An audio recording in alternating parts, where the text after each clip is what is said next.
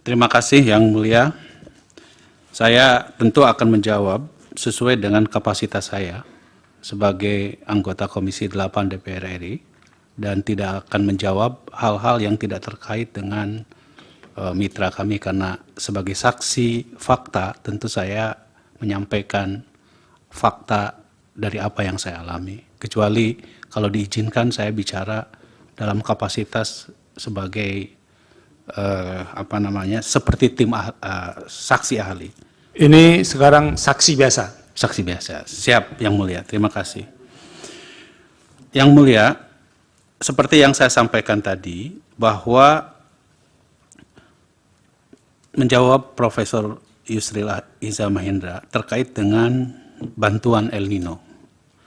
Bantuan El Nino ini juga berasal dari kebijakan automatic adjustment dari kebijakan tahun 2023. Di dalam pembahasan tentang bantuan BLT El Nino ini, Menteri Sosial yang rapat dengan kami tanggal 7 November tahun 2023, Kementerian Sosial menyampaikan di dalam rapat di Komisi 8 bahwa kebijakan tentang bantuan El Nino ini menggunakan mekanisme penganggaran dari automatic adjustment dan diambil dari BABUN. Tentu dasarnya kita pertanyakan.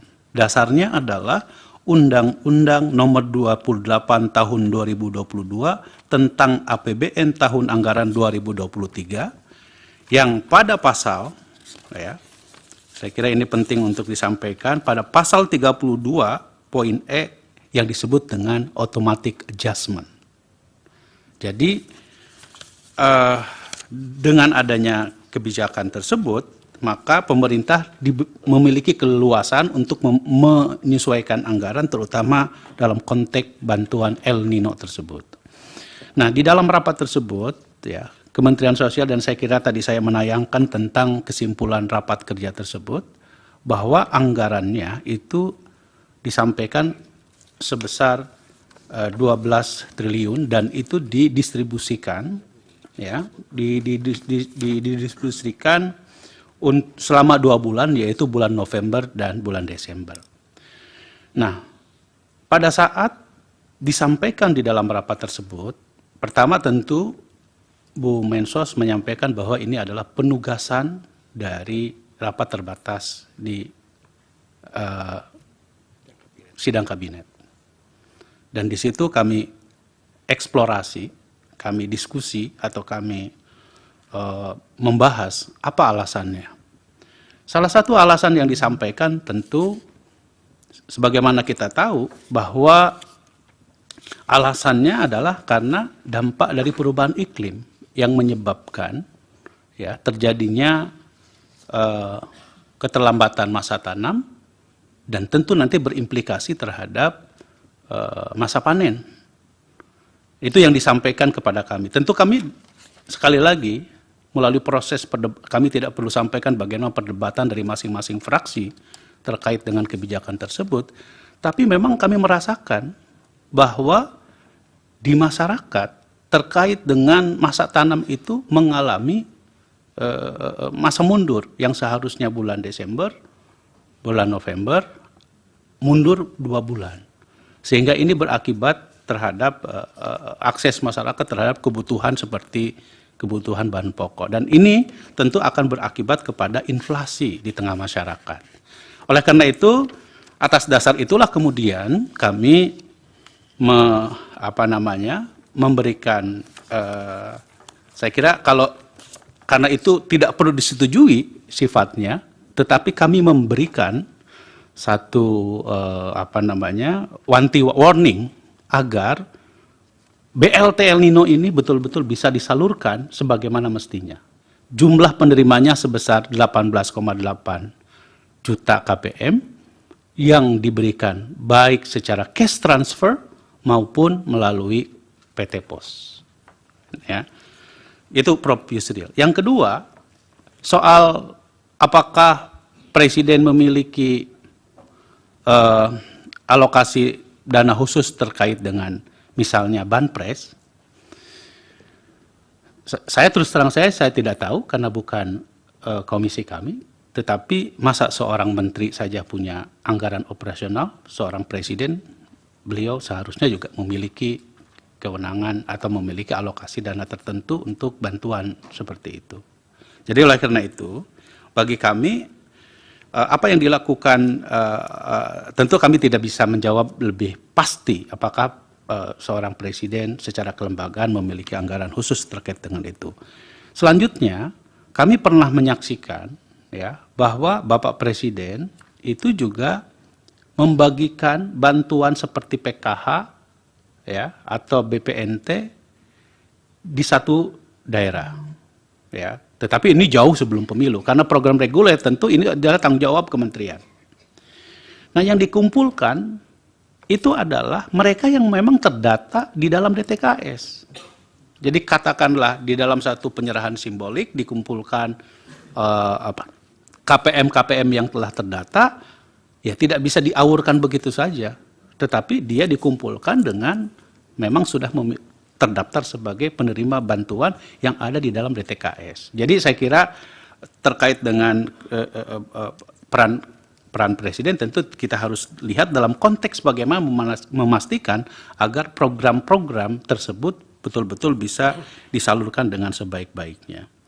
Nah, terkait dengan automatic adjustment, tadi saya menjawab juga pertanyaan dari Pak Hotman, ya.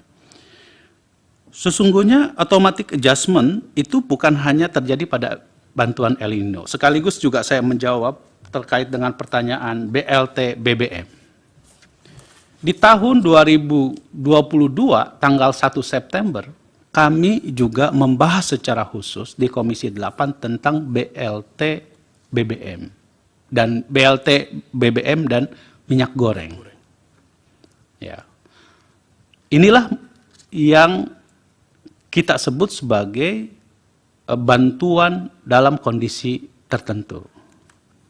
Jadi walaupun di dalam undang-undang baik nomor 28 tahun 2022 maupun tahun 2023 jelas saya kira ini bisa menjadi sebuah dasar hukum bagi pemerintah untuk mengambil kebijakan berdasarkan rujukan undang-undang ini.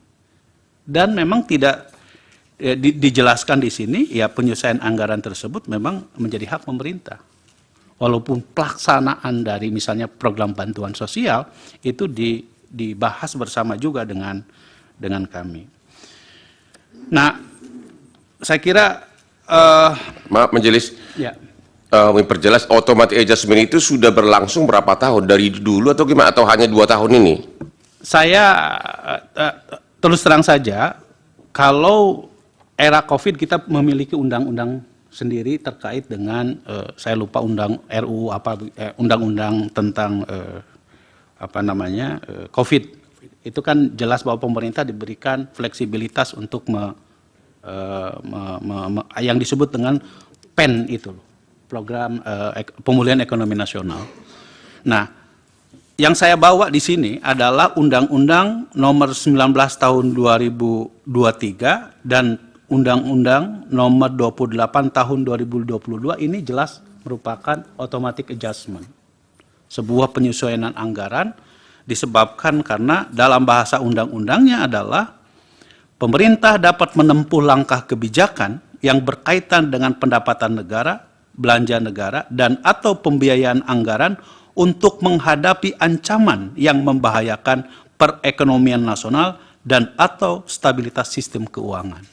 Ini jelas saya kira yang menjadi dasar hukum dalam konteks automatic adjustment ini. Izin saya mau itu minta penegasan. Undang-Undang Nomor 2 Tahun 2020 Ya. tentang penetapan Perpu Nomor 1 Tahun 2020. Silakan Prof. Yusril. Terima Saya kasih, ingin Yang minta Mulia. penegasan, bukan bertanya yang baru. Saya ingin penegasan saja dari Pak Aceh. Jadi inisiatif untuk adjustment tadi itu sebenarnya datang dari Menteri Sosial ke DPR. Dan yang kedua, terjadilah perubahan jumlah bantuan untuk El Nino, tapi bantuan El Nino itu seluruhnya dilakukan melalui bank transfer dan pos wesel seperti itu. Apa seperti itu? Betul. Silakan ditegaskan. Ya, izin Prof. Yusril kami menjawab. Jadi permohonan, jadi Kementerian Sosial menyampaikan surat kepada Komisi 8 terkait dengan adanya hasil rapat kabinet terkait dengan kebijakan BLT El Nino ini.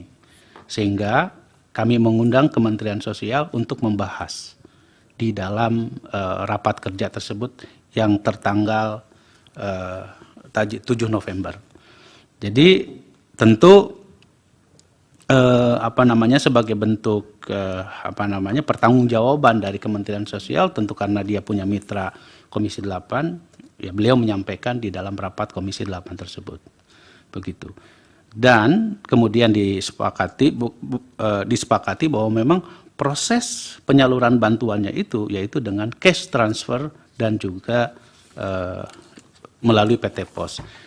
Nah, cash transfer dan PT Pos ini sama dengan bantuan reguler yang lainnya, yaitu program bantuan pangan non tunai atau yang disebut dengan kartu sembako. Kira-kira begitu, Prof. Silakan dilanjutkan. Bisa kami lanjutkan? Silakan. Ya. Menjawab pertanyaan dari Pak Refli Harun ya soal condong kepada insentif elektoral legislatif, memang harus kami akui. Saya kira kita tidak bisa banyak saya kira teman-teman kami di komisi yang lain yang mencoba memanfaatkan mitra-mitranya dalam konteks bagaimana membangun insentif elektoral tersebut. Nah, terkait dengan kalau ditanya kepada saya sendiri apakah saya mengkampanyekan 02, saya bilang saya tidak. Kenapa? Karena saya merasa bahwa kami tidak pada tempatnya untuk menggunakan program-program ini untuk kepentingan capres. Nah, itu perlu, dan itu bisa disampaikan kepada, bisa dicek kepada masyarakat yang mengikuti program-program kami. Nah, pertanyaan tentang pernyataan Ketua Umum kami, Pak Airlangga Hartarto, perlu kami tegaskan bahwa saya beberapa kali juga mendampingi beliau untuk mengikuti kegiatan dalam konteks bagaimana memastikan program bantuan pangan tersebut diberikan kepada masyarakat. Di situ ada Bulog, ya, di situ ada Badan Pangan Nasional, tapi memang tidak ada Kementerian Sosial. Ya, dalam kapasitas kami tentu di situ sebagai pimpinan Komisi 8 dan juga sebagai kader partai. Nah, tentu pernyataannya Pak Airlangga saya kira juga beliau tepat daripada misalnya Pak Airlangga mengatakan ini bantuan dari Menko, lebih tidak tepat lagi, Pak. Apalagi beliau adalah ketua umum partai, nanti dianggapnya politisasi untuk Partai Golkar, Pak. Jadi karena itu yang perlu kami tegaskan bahwa program apa yang disampaikan oleh Pak Airlangga saya kira juga tepat. Karena Pak Presiden ya sebagai kepala negara, tentu beliau yang selama ini juga memiliki inisiatif untuk mengambil kebijakan-kebijakan tertinggi. Nah, Pak Todung, terima kasih atas, saya kira ini perdebatan yang selalu muncul dalam pembahasan di Komisi 8. Terkait dengan apakah konsepnya adalah charity atau konsepnya adalah empowerment atau pemberdayaan. Tapi pada prinsipnya, ada kelompok masyarakat yang tidak bisa diberdayakan, Pak. Apa itu? Lansia, disabilitas, ya kelompok-kelompok yang memang atensi.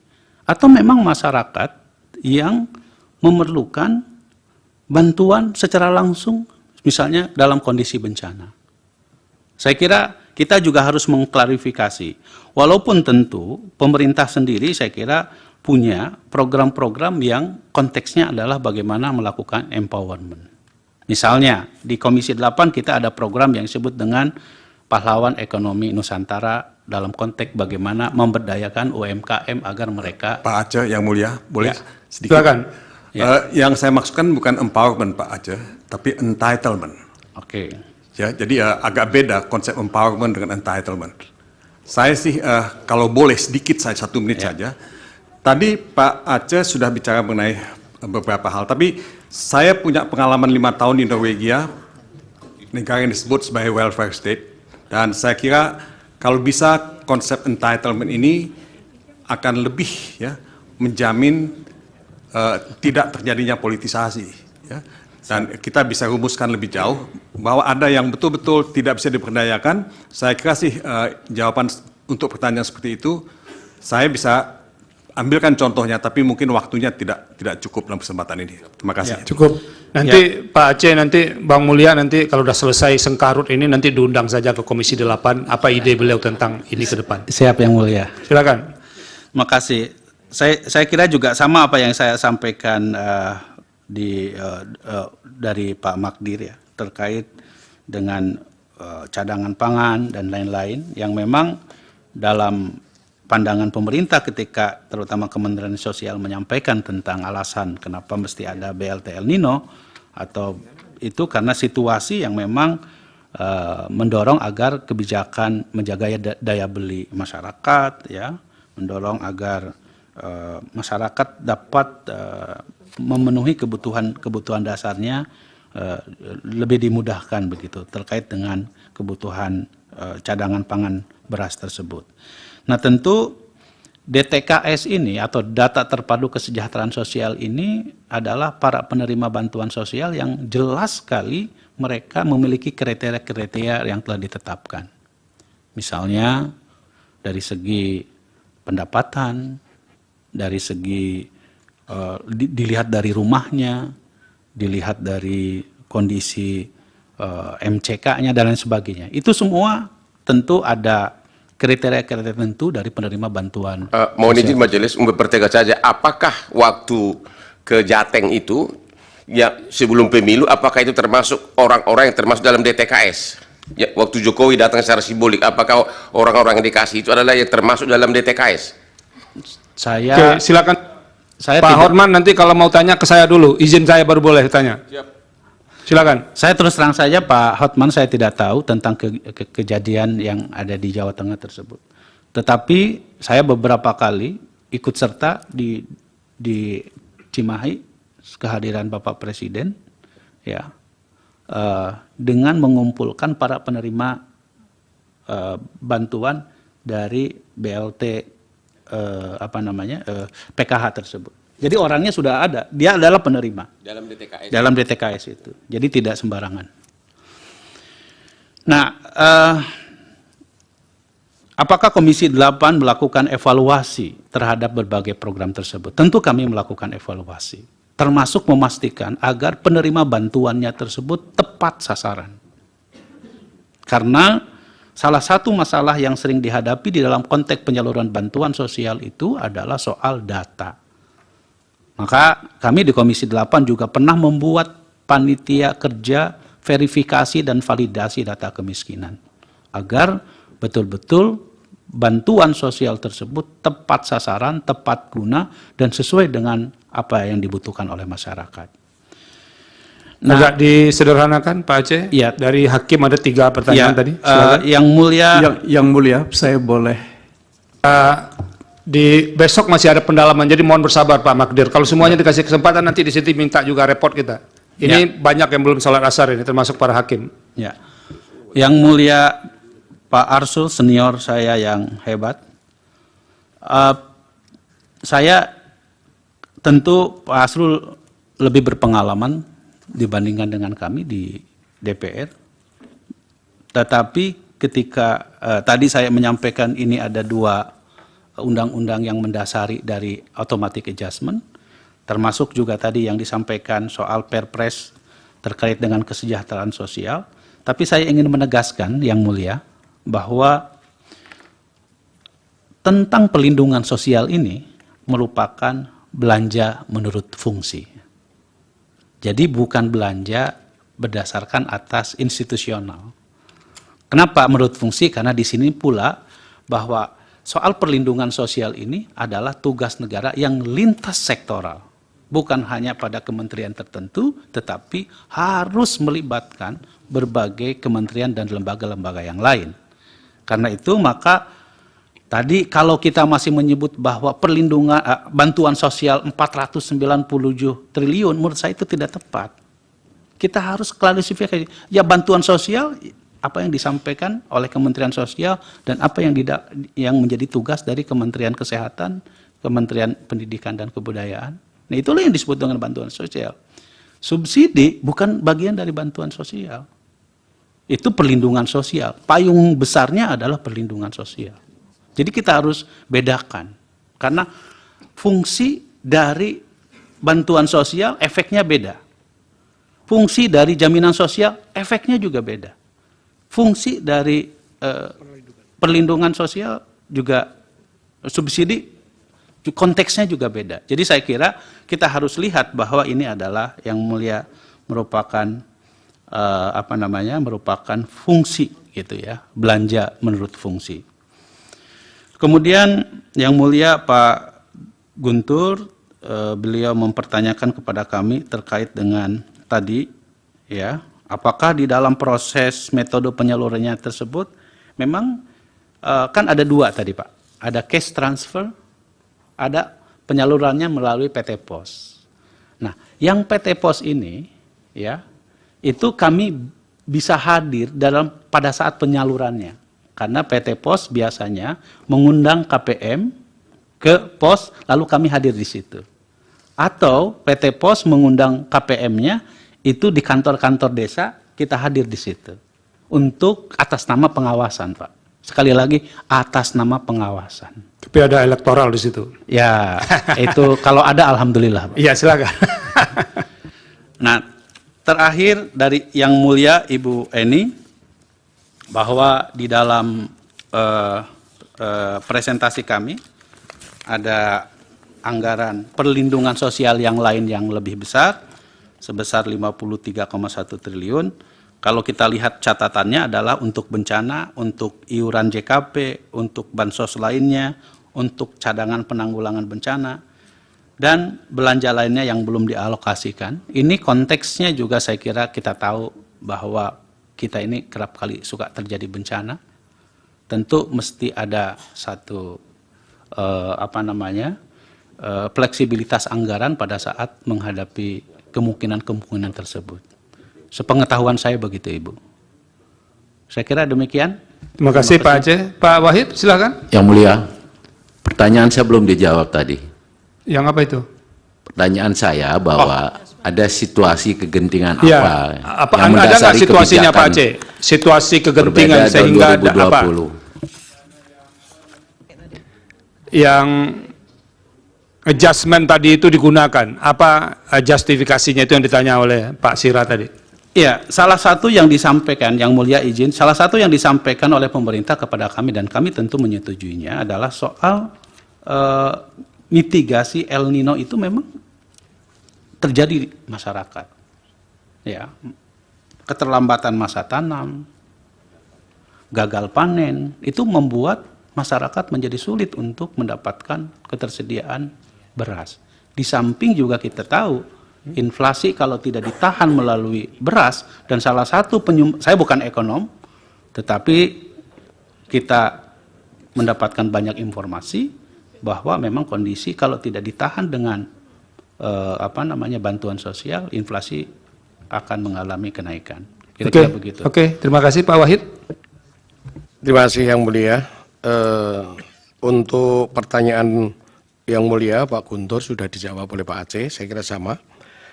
Yang kedua kaitannya dengan pertanyaan Pak Rafli, yaitu kaitannya dengan pemberian bantuan ikut menyerahkan. Kami sebenarnya dalam penyerahan ikut menyerahkan bantuan kepada daerah pemilihan masing-masing itu tidak hanya kami dengan Pak Aceh. Semua anggota Dewan, fraksi yang ada di Komisi 8 ikut menyerahkan. Ya. Jadi tidak hanya kami sendiri. Bahkan penyerahan itu ya Yang Mulia, itu di daerah itu ada panwas. Jadi tidak mungkin kami ini akan menyebutkan untuk pemilihan salah satu capres atau kami diri sendiri. Tidak mungkin. Bahwa kami hanya untuk menyerahkan sebagai tadi disampaikan oleh Pak Aceh adalah kami sebagai pengawasan. Yaitu ikut mengawasi daripada penyerahan bantuan. Pentingnya pertemuan sore ini itu juga membantu kami. Kami sedang mempersiapkan bahan sebetulnya untuk berdiskusi dengan 4 menteri besok.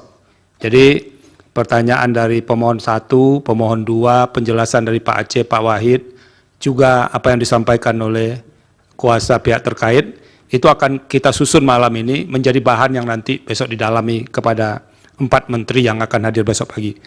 Sesi saya selesai dan saya kembalikan kepada Pak Ketua. Terima kasih Pak Ketua. Baik, terima kasih Prof. Ke Pak Aceh dan Pak Wahid, terima kasih. Mudah-mudahan bermanfaat untuk pengambilan putusan. Yang Mulia, ada sedikit permohonan kami melalui yang kami sampaikan kepada pemohon 1, pemohon 2. Begini Yang Mulia, kita kan sudah bersidang begitu lama dan semua bukti-bukti sudah disampaikan, saksi-saksi sudah diperiksa. Dan kita tahu ini adalah sengketa mengenai soal perhitungan suara. Kami ingin mau bertanya kepada pemohon 1 dan pemohon 2 melalui majelis.